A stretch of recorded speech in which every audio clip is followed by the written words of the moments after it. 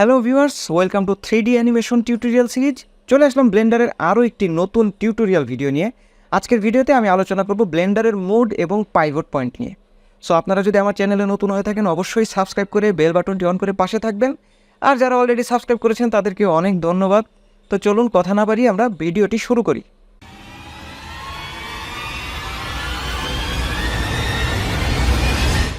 তো দেখেন, আমরা গতবার এইখানে ছিলাম যে আমরা পাইভটটা চেঞ্জ করছিলাম, এবং পাইভট কেন চেঞ্জ করি সেটাও বলছিলাম যে রোটেশনের ক্ষেত্রে অনেক সময় এরকম হয় যে আমাদেরকে এটা রোটেট করতে হয়, কিন্তু সেই পাইভটটা কোথায় আছে সেটা যদি আমরা সেট করতে না পারি তাহলে এই রোটেশনটা আমরা আমাদের যে কাঙ্ক্ষিত যেখানে চাচ্ছি, যেভাবে রোটেট করতে চাচ্ছি সেইভাবে আমরা রোটেট করতে পারবো না।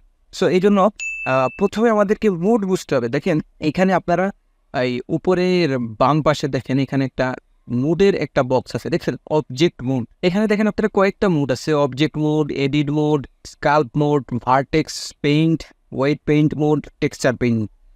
তো এখানে প্রত্যেকটা মোডই অনেক কাজের, কিন্তু সবচেয়ে বেশি যে দুইটা মোড ব্যবহৃত হয় সেটা হচ্ছে অবজেক্ট মোড আর এডিট মোড। এই দুইটা মোড একটু বেশি ইউজ করতে হয়। এছাড়াও আরও এই স্কাল্প মোড, তারপর ভার্টেক্স পেইন্ট মোড, এগুলাও ইউজ হয়, তবে এই দুইটা মোড একটু বেশি ইউজ হয়। এবং মোডটা কিন্তু আপনার খুব জরুরি। কাজ করতেছেন কিন্তু দেখা গেছে যেই মোডে কাজ করার কথা ওই মোডে আপনি কাজ করতেছেন না, সো সেই ক্ষেত্রে দেখবেন আপনার ওই কাজটা হচ্ছে না। যেমন আমি যদি বলি, দেখেন আগে আমরা দেখি যে মোডটাকে আপনি কীভাবে চেঞ্জ করবেন। আপনি চাইলে এখান থেকেও মোড চেঞ্জ করতে পারেন। এডিট মোড দিলাম, এই যে এডিট মোড চলে আসলো। এই যে অবজেক্ট মোড দিলাম, অবজেক্ট মোড চলে আসলো। তো এইখান থেকে আপনি মোড চেঞ্জ করতে পারেন। আবার চাইলে আপনার কিবোর্ড থেকে ট্যাব প্রেস করলে দেখবেন একটা বক্স চলে আসছে। তো এইখান থেকেও আপনি চাইলে সিলেক্ট করতে পারবেন কোন মোডে যেতে যাচ্ছেন, এডিট মোড না অবজেক্ট মোড না ওয়েট পেইন্ট। আবার আপনি চাইলে সংখ্যা প্রেস করে আপনি মোড চেঞ্জ করতে পারেন। যেমন ট্যাব প্রেস করে আমি 4 প্রেস করলাম, অবজেক্ট মোড হয়ে গেল। দেখেন ট্যাব প্রেস করলেই যে এখানে লেখা আছে 6। সো আপনি এখানে মাউস দিয়ে ক্লিক না করে যদি 6 প্রেস করেন কিবোর্ড থেকে, তাহলে এডিট মোড অন হয়ে যাবে। দেখেন এডিট মোড আবার অন হয়ে গেছে, ঠিক আছে। সো আপনি কিবোর্ড শর্টকাট ইউজ করার প্র্যাকটিস করবেন, এটা হচ্ছে গুড প্র্যাকটিস। কারণ কি, আপনি যখন মাউজের উপর ডিপেন্ডেন্ট বেশি হবেন তখন বারবার মাউজ ক্লিক করতে গেলে কিন্তু কাজটা একটু দেরি হয়। যে কোনো কাজ একটু দেরি হয়, সেটা মিলি সেকেন্ড হোক দেরি হবে।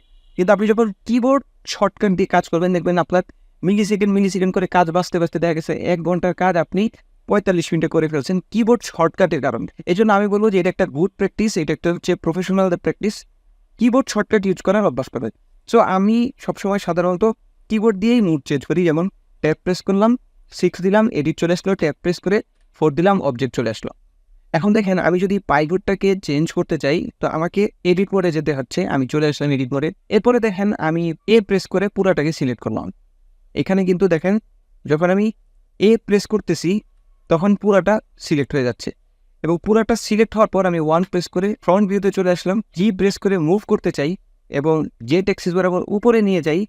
দেখেন আমার অবজেক্টটা উপরে চলে গেল, পাইভটটা নিচে চলে আসলো। আমি যদি এ প্রেস করে জি প্রেস করি, দেন এটাকে যদি আমি এক্স অ্যাক্সিস বরাবর একটু বামে নিয়ে যাই, তাহলে দেখেন আমার পাইভট পয়েন্টটা এইখানে চলে আসলো। সো আপনি চাইলে এইভাবে যে কোনো দিকে আপনি অবজেক্টটাকে সরায়ে পাইভটটাকে চেঞ্জ করতে পারেন, কিন্তু তার আগে আপনাকে এডিট মোডে আসতে হবে। আমি আবার চলে যাচ্ছি অবজেক্ট মোডে। অবজেক্ট মোডে আসার পর ফ্রন্ট অর্থ ভিউতে চলে গেলাম। এখন যদি আমি এটাকে রোটেট করি, দেখছেন আমার ওই পাইভট পয়েন্টকে সেন্টার করে আমার অবজেক্টটা রোটেট হচ্ছে। এই হচ্ছে আমার পাইভট পয়েন্টের বিষয়টা। আর এদিকে হচ্ছে আমার অবজেক্ট মোড, এডিট মোড এবং মোডের যে বিষয়টা সেটা আপনারা বুঝতে পারেন। আপনি আসেন এডিট মোডে, এখন যদি আপনি চান এটাকে নাড়াচাড়া করতে, দেখেন এটা নাড়াচাড়া হচ্ছে, এটা কিন্তু মুভ হচ্ছে, কিন্তু তার পাইভট কিন্তু চলে গেছে আরেক জায়গায়। দেখছেন আমি এটাকে নিয়ে আসছি ঠিক আছে, কিন্তু আমার পাইভট কিন্তু পাইভটের জায়গায় রয়ে গেছে। সো এখন যদি আমি রোটেট করতে যাই, এখন যদি আমি রোটেট করি, দেখেন আমার এই পাইভট পয়েন্ট বরাবর সে ঘুরতেছে। এখন দেখেন আমি যদি এই পুরাটাকে ধরে পাইভট পয়েন্ট সহ নাড়াচাড়া করতে চাই, সেটা কিন্তু এডিট মোডে নড়বে না। সেই ক্ষেত্রে কী করতে হবে, আমাকে অবজেক্ট মোডে যেতে হবে। সো আমি অবজেক্ট মোডে চলে আসলাম। এখন যদি আমি এটাকে নাড়াচাড়া করি, তাহলে দেখেন আমার পুরা অবজেক্টটাই নাড়াচাড়া করতেছে, পাইভট পয়েন্ট সহ সে নাড়াচাড়া করতেছে। সো আপনারা বুঝতে পারতেছেন যে মোডটা এখানে কতটা জরুরি।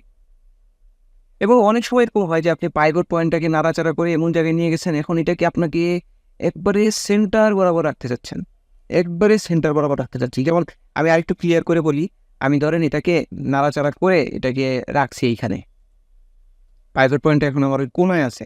এখন আমি চাচ্ছি যে পাইভট পয়েন্টটাকে একবারে সেন্টারে নিয়ে যাবো। এখন আপনি যদি ওইভাবে ধরে ঘুরায় পুরো অবজেক্টটাকে নাড়াচাড়া করে যদি ওই পাইভট পয়েন্টটাকে মাঝখানে আনতে চান, আপনি কিন্তু পারবেন না। কারণ আপনি জানেন না এখন সে কোথায় আসবে, এই অবজেক্টটার দৈর্ঘ্য কত, প্রস্থ কত, উচ্চতা কত এবং তারে আমি কোন জায়গায় রাখতেছি এটা কিন্তু আপনি বুঝতে পারবেন না।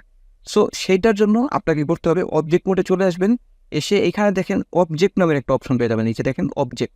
এই অবজেক্ট থেকে আপনি আপনার যে অরিজিন যেটা আছে, পাইভট পয়েন্টটা যেটা, অরিজিনটাকে আপনি যে কোনো জায়গায় সেট করতে পারবেন। যখন আপনি জিওমেট্রি টু অরিজিন দিবেন, দেখেন এখন কিন্তু আপনার যে অরিজিন যেটা ছিল সেটা কিন্তু একবারে মাঝ বরাবর চলে আসছে, একদম মাঝ বরাবর চলে আসছে। আপনি যদি অবজেক্ট থেকে সেট অরিজিন গিয়ে যদি আপনি অরিজিন টু 3D কার্সর দেন, দেখেন এখন যে পাইভট পয়েন্টটা ছিল সেটা কিন্তু 3D যে কার্সরটা আছে আমাদের, এই যে এটাকে বলা হয় 3D কার্সর, গোল একটা ইয়া। তো এই দেখেন এই 3D কার্সরের ভিতর কিন্তু 3D কার্সর বরাবর সে চলে গেছে। এখন আপনি যদি মনে করেন যে অবজেক্টটা নিয়ে গেছেন এইখানে, কিন্তু এইখানে নেওয়ার পর আপনি অবজেক্ট থেকে set origin to 3D cursor দেন, দেখেন অবজেক্ট যেখানেই থাকুক আপনার পাইভট পয়েন্ট কিন্তু চলে আসছে এই যে মাঝখানে, দেখছেন 3D কার্সরের ভিতরে।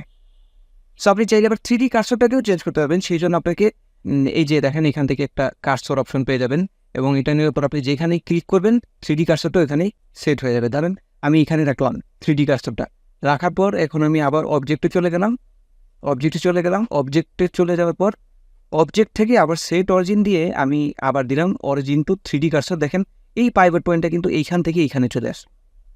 সো এই 3D কার্সরটা আপনার যেখানে থাকবে আপনি ওই অবজেক্ট থেকে set origin to 3D cursor দিকে আপনার অরিজিনটা ওই 3D কার্সরের মাঝখানে চলে আসবে। আবার এখান দেখেন আরেকটা অপশন আছে এখানে, origin to centre of mass. আপনি যখন origin to centre of mass দিবেন তখন কিন্তু আবার এই আপনার যে অরিজিনটা আছে এটা কিন্তু আবার ওই অবজেক্টের মেশের একবারে মাঝ বরাবর চলে আসবে। দেখেন object set origin to centre of mass, এই দেখেন যখন এটা দিলাম আমার এখানে চলে আসবে। আপনি যখন এটাকে পাইভট পয়েন্টটাকে অবজেক্ট থেকে সেট অরিজিন করতে চাবেন তখন কিন্তু অবশ্যই আপনাকে অবজেক্ট মোডে থাকতে হবে। আপনি এডিট মোডে আসেন, দেখেন এডিট মোডে আসার সাথে সাথে আপনার সেই অবজেক্টের অপশনটাই নেই। সো এই জিনিসগুলো আপনাকে মাথায় রাখতে হবে, মোডটা আপনার সবসময় মাথায় রাখতে হবে। আপনি কোন মোডে আসেন এবং কোন মোডে কী কাজ, সেই মোডে গিয়ে আপনাকে কাজটা করতে হবে। এটা আপনি অনেক সময় দেখবেন এরকম অনেক কাজ আছে। আমি যখন প্রথম ব্লেন্ডার শিখছি তখন কিন্তু আবার এই জিনিসগুলো হয়েছে। কী হয়েছে, আমি দেখা গেছে এডিটের একটা কাজ আমি অবজেক্টে গিয়ে খুঁজতেছি কিন্তু পাচ্ছি না, খুঁজে আমি সারাদিন শেষ। পরবর্তীতে দেখলাম যে আমি যে এই কাজটা ওরা করতেছে এডিট করে, আমি করতেছি অবজেক্ট করে। তো এই ধরনের অনেক কিছু বিষয় আছে। আপনি যখনই দেখবেন যে আপনার কোনো প্রবলেম ফেস করতেছেন, কোনো একটা টুলস বা কোনো একটা জিনিস আপনি কাঙ্ক্ষিত জিনিস করতে যাচ্ছেন কিন্তু হচ্ছে না, তখন আপনি আগে আপনার মোড চেঞ্জ করবেন, যে আমি কোন মোডে আছি। ঠিক আছে, মানে আপনার মুড না, মানে সফটওয়্যারের মুডটা আপনি চেক করবেন যে আপনি এডিট মোডে আছেন নাকি অবজেক্ট মোডে আছেন। তো আজকের মতো ভিডিওটা আমি এখানেই শেষ করতেছি। মুডটা আজকে আমরা শিখলাম এবং পাইভট পয়েন্টটা নিয়ে শিখলাম। নেক্সটে আরও নতুন কিছু নিয়ে আসার চেষ্টা করব এবং আপনাদের কার কোথায় কী প্রবলেম আছে ব্লেন্ডারে আমাকে অবশ্যই কমেন্ট করে জানাবেন। আমি চেষ্টা করব ওই টপিকস নিয়ে ভিডিও বানানোর জন্য। সো সবাই ভালো থাকবেন, সুস্থ থাকবেন। Thank you for watching.